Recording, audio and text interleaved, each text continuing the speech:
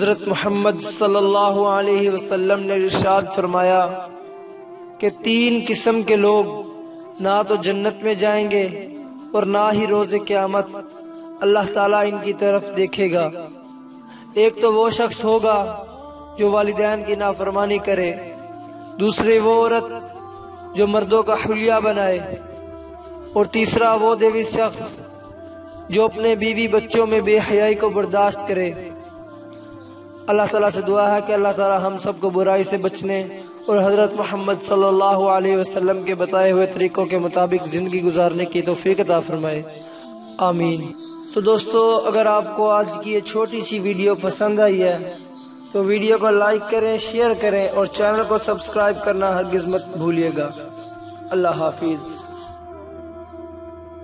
اللہ اللہ